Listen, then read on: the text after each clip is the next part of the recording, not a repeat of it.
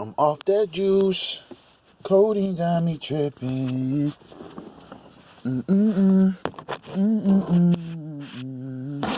Ice. Lemonade, my neck was dripping. Lemonade, my neck was dripping. Yo, back up in this thing. And I'm just in the whip getting my mind right. But yo, I realized everybody has their life to live and everyone's gonna be on their own time. And that's cool. But how do you change the way you moving? And how do we go from being a insecure person to being a secure, confident person? In my opinion, you're just being like the most honest with yourself. Doing your best to be the most self-aware you can be. And making changes at your time, your pace.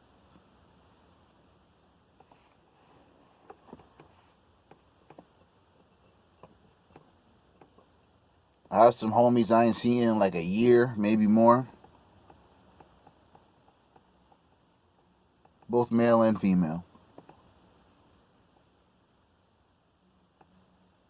I got some family members I ain't seen in a strong 6-7 months. Shit is buzzkill because I'm fortunate to be able-bodied, conscious, in good health, etc., etc.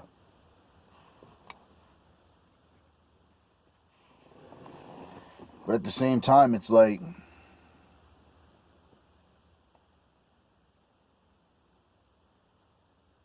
you get so caught up in this in life and if you're fortunate to be actually have a career, make moves, whatever,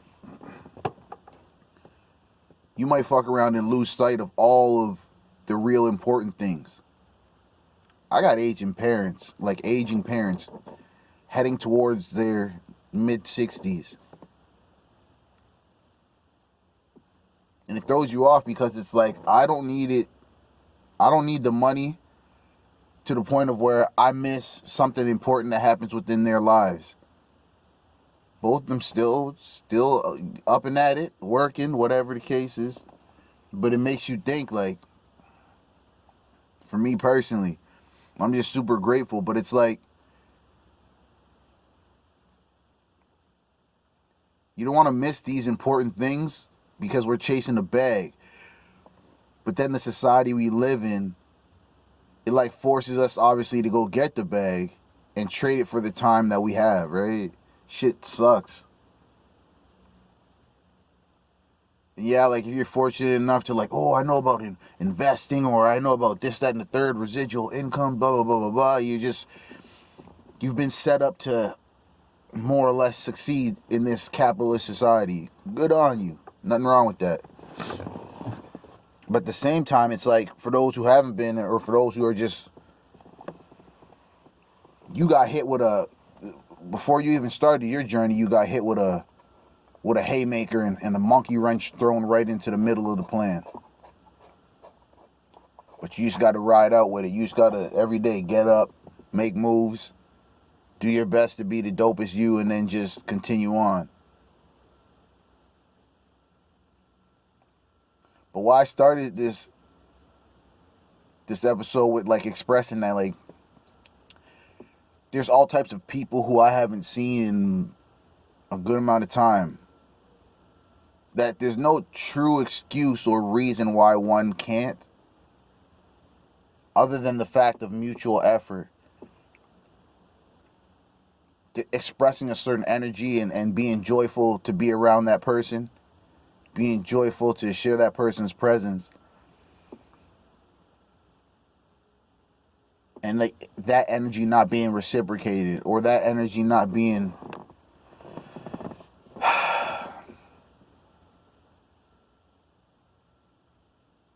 not being returned in the way that you'd want it to. It's just unfortunate, but because it's like those little things like that is what makes people kind of split away from each other. But all that's some ego type shit. I don't know if it's gonna be I don't want some type of rude awakening, some type of harsh reality hit to have family or friends come together and be like, oh man, I should have been came and saw you, blah blah blah. We genuinely are more knowledgeable and wise enough to see that that ain't even how we supposed to be moving out here.